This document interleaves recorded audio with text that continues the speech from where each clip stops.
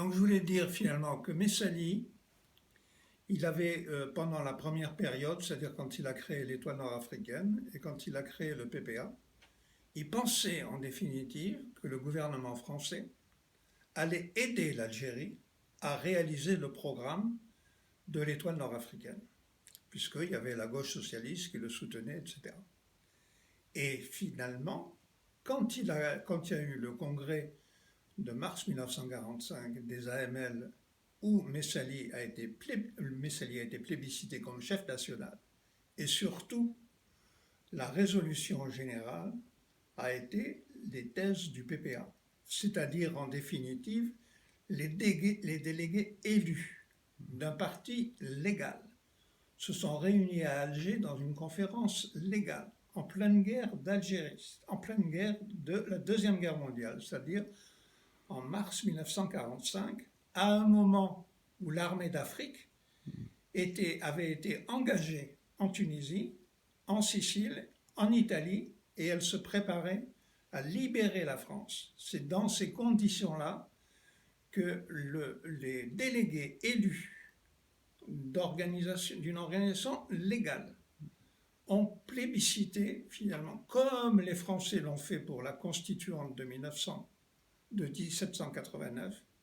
ils ont plébiscité les thèses du PPA, c'est-à-dire la formation d'une Algérie souveraine indépendante, élue par tous les habitants de l'Algérie, européens, juifs et musulmans, pour, en définitive, supprimer le régime colonial et développer une Algérie souveraine en amitié avec le peuple français et la classe ouvrière française, dans la perspective de créer un Commonwealth nord-africain et un Commonwealth africain pour remplacer l'empire colonial français. C'est ça qui a été plébiscité.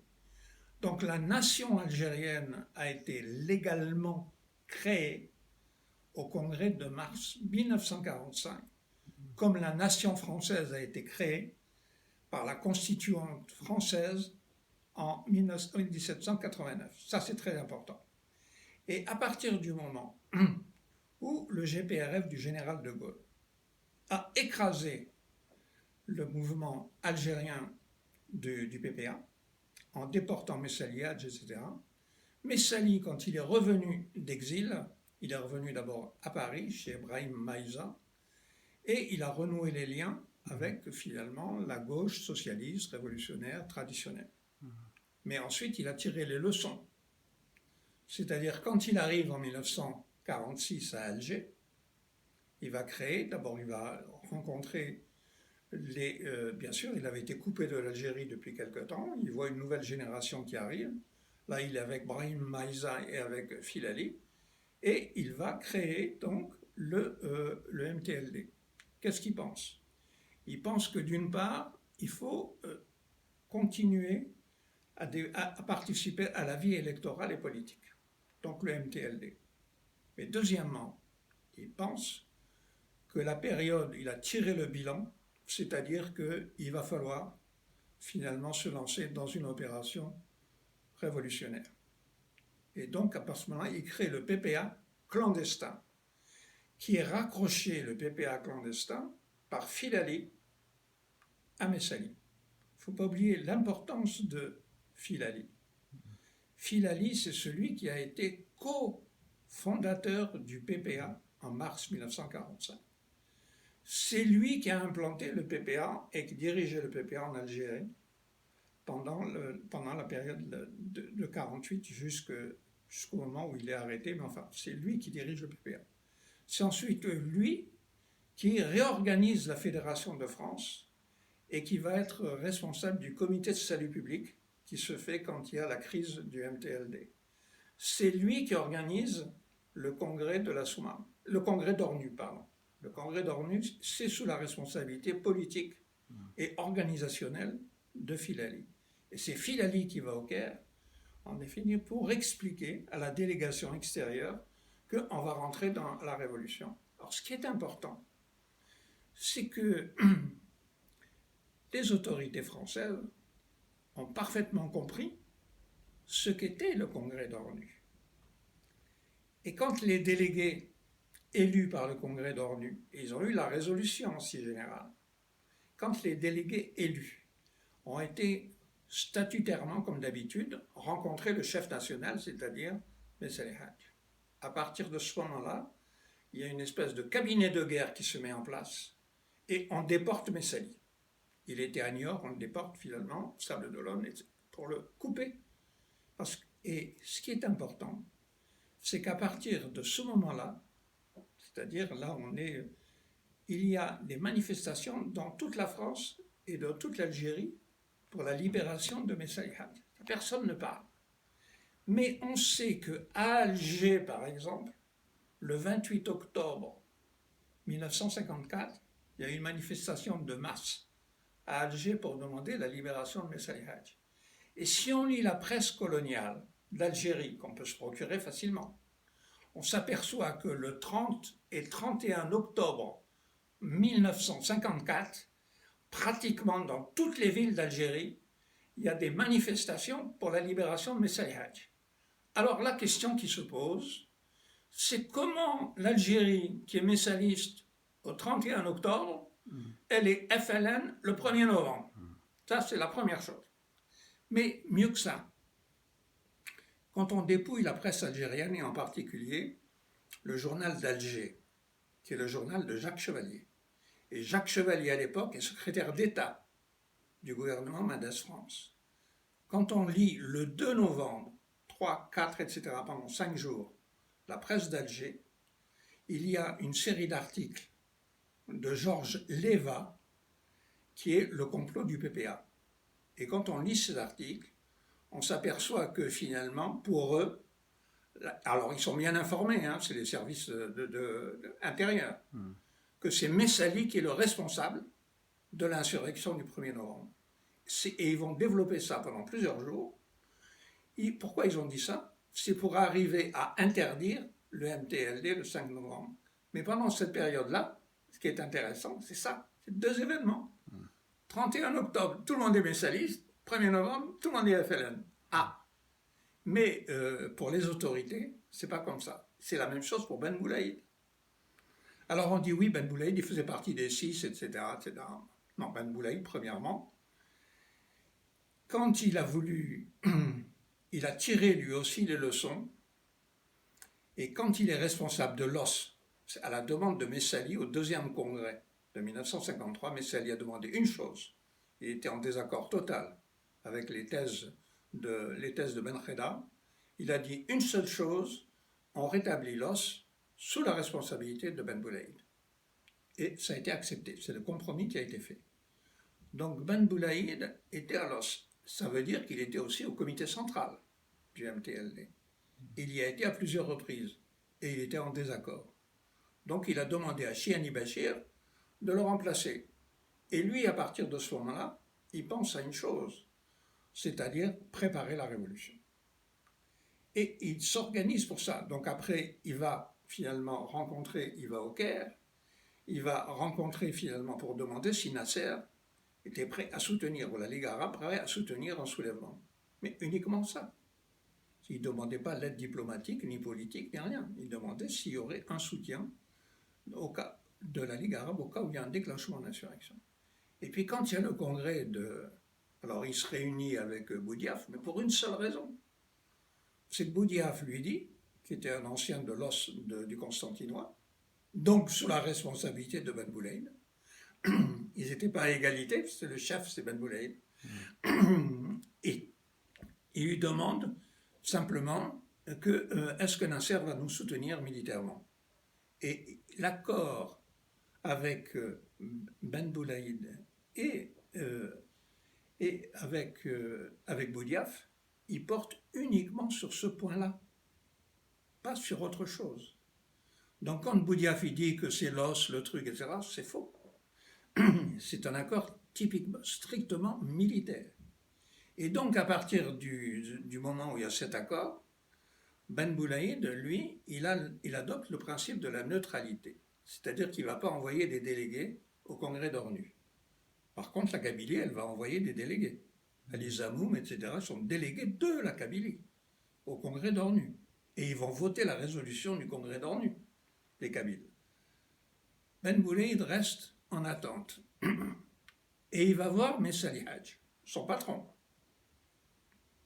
Il va le voir avant le mois de juillet. Et il lui dit, c'est le Hadj, etc. Il faut réunifier parce qu'on va rentrer dans la lutte, tout le monde en a marre, on va rentrer dans la lutte armée, etc. Il faut les Tunisiens, regardez, ils ont déclenché les Félagas, les Maroc, le truc. Nous, il faut aussi qu'on rentre dans la lutte. Et il faut réconcilier. C'est-à-dire, il faut réconcilier avec la majorité, les centralistes, tout ça, il faut arrêter. Et Messali lui dit, mais il y a des divergences politiques profondes. Eux, ils ne sont pas sur la même ligne de ce que tu racontes. Eux, ils sont pour la collaboration. Et ils collaborent déjà à la gestion de la ville d'Alger avec Jacques Chevalier. Ils sont déjà dans le camp néocolonialiste. Il dit, on ne peut pas discuter avec eux, c'est pas possible. On est sur deux orientations différentes. Donc Ben Boulaïd, il rentre. Et là, il a compris, politiquement, qu'il y avait quand même une divergence. Et il retourne voir Messali après le congrès d'ONU. C'est-à-dire à la fin du mois de juillet. Il l'a pas vu, excusez-moi, il l'a pas vu avant juillet, il l'a pas vu Il le a mars. vu avant. Mars, je crois mars, Voilà, c'est 54. Et après, il va, après la fin du mois de juillet, c'est-à-dire début juillet, bon, il y a la date qu'on connaît, on peut la vérifier. Et là, Messali lui dit, on rentre dans la lutte. Donc qu'est-ce qu'il fait? Ah, là, il est content. Il rentre dans les Aurès et il va créer l'armée de la Révolution. C'est pas simplement le baroud, on met des bombes et ensuite on va dans la montagne. Il crée la Révolution. Il crée l'armée de la Révolution, Jeish el-Tahrir. Et il crée le parti de la Révolution nationale sur le programme du PPA. C'est le seul qu'il connaît, c'est le PPA. Et le 1er novembre, lui, quand il prépare la lutte, c'est pas on fait le baroud. Le parti de la Révolution, c'est en français, c'est Jeish el-Tahrir en arabe. Quoi. C'est ça. Voilà. C'est pas ce qu'ils disent la LN ou je sais pas quoi. Voilà, ça n'existe pas la LN à l'époque. Elle existe au Caire sur le papier, mais elle n'existe pas en Algérie. C'est-à-dire que la seule force révolutionnaire militaire qui est intervenue le 1er novembre, c'est celle de Ben Boulaïd, avec des 350 soldats en uniforme, avec un état-major, Idara. L'état-major, c'est celui-là, l'état-major de la révolution de la LN. De la LN qui n'existe pas. C'est ça, l'état-major. De toutes les forces militaires etc. Et ensuite, alors après, quand ils rentrent dans la lutte, c'est pas pour mettre des pétards, c'est des objectifs militaires. Et c'est la raison pour laquelle le foyer, le seul foyer, c'est-à-dire au mois de janvier, février, tous ceux qui avaient mis des pétards, etc., ils ont disparu. C'est-à-dire qu'il n'y a plus de FLN. La seule force organisée qui existe, c'est les OS. C'est la raison pour laquelle ils envoient la 25e division, etc. Mais pourquoi ils n'ont pas pu écraser à l'époque? Tout simplement parce que d'abord on est en hiver. D'autre part, l'armée d'Indochine, elle n'est pas rentrée encore. C'est-à-dire qu'il n'y a pas suffisamment de forces militaires pour écraser les Aurès. Et les Aurès, c'est pas rien du tout. C'est qu'en même temps, les Aurès, lui, surtout Chihani Bachir, qui est la tête politique, c'est lui l'homme très, très important. Chihani Bachir, lui, il a parfaitement établi la stratégie de reprendre la route des discussions avec Zirot Youssef, et que notamment de discuter sur la passe de Soukaras, c'est-à-dire là où les armes de la Tunisie peuvent rentrer. Et en même temps, il fait la liaison avec les Félagas. C'est-à-dire que lui, il est une tête politique. C'est la tête politique. Ben Boulaïd, lui, c'est la force vraiment d'organisation, etc. Mais la tête politique, c'est Chihani Bachir. Et là, il commence à nouer des liens avec, finalement, les gens du Nord constantinois. Mais les Nord constantinois, c'est la principale délégation qui a été au congrès de mars 1945, c'est le Nord constantinois. Et quand le Nord constantinois, Zirot Youssef, rentre dans la lutte, lui, il va prendre modèle sur ce qui s'est passé dans les Aurès. Et c'est Chihani Bachir, en contact avec lui, qui va discuter finalement pour qu'ils fassent la même chose. C'est-à-dire qu'ils construisent une armée de la Révolution avec un congrès dans les Aurès, le congrès d'Innsbruck, dans le nord constantinois, aussi un congrès légal pour associer la population. Et sur quel principe? PPA. Et qui est-ce qui le dit? Qui est-ce qui raconte cette histoire? C'est Ali Kafi. Ali Kafi qui va être le chef militaire de la zone 2, c'est-à-dire de la Wilaya 2 par la suite, et qui était l'adjoint de Zirut Youssef et de Ben Tobal. Donc, le livre d'Ali Kafi, dont on ne tient pas suffisamment compte, qui a pu être publié parce que lui, il a eu un poste de responsabilité au niveau de l'État. Il a pu publier son livre.